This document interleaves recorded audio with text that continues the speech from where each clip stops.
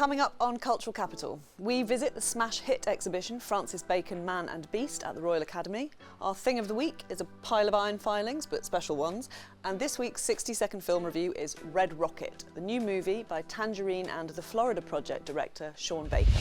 30 years after his death, Francis Bacon remains one of Britain's most celebrated artists. But on the basis of this major show at the Royal Academy, you would not want to spend too much time in his head.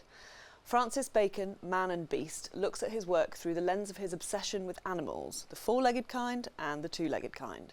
We talked to the curator to find out more about the animal within. Francis Bacon was really one of the great artists of the 20th century and one of the great artists in particular of British art. And what's interesting about him is that he made his subject matter the representation of the human figure, of the human form, at a time really when a lot of artists were interested in abstraction. So he was kind of working against the grain, and he produced a really singular body of work. If you see a snippet of a Bacon quickly, you will instantly recognize it once you get to know his work. He's completely and utterly unique. The exhibition essentially focuses on how Bacon's lifelong fascination and observation of animals really shaped his painting. It brings together works from the entirety of his career.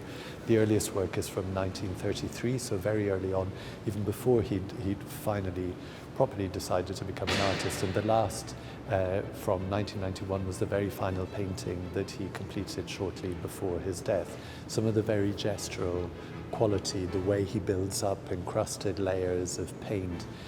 He once said he wanted to paint like Velázquez, but with the texture of a hippopotamus skin.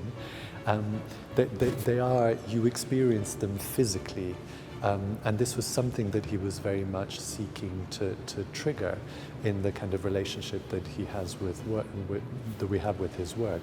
For him, it was a belief in the fact that at the end of the day we are all animals.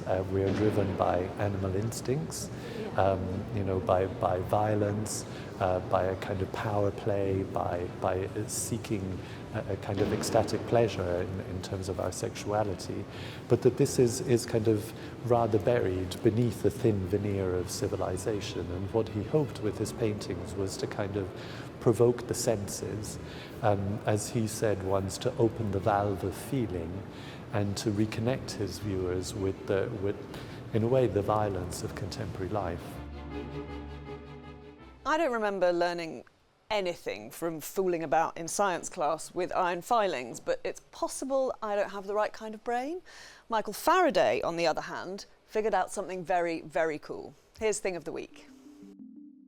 Here we have Michael Faraday's notebook from 1845 to 1851, and it's where he undertook his work on field theory, which we know today as lines of force. And it was his experimentation to show the invisible and make it visible. He undertook this work by waxing paper and heating that waxed paper so that the wax melted. He would then scatter iron filings and then place the whole lot over the top of a magnet.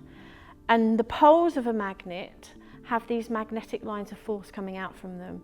And the iron filings would be attracted not only to the poles but to the lines in between.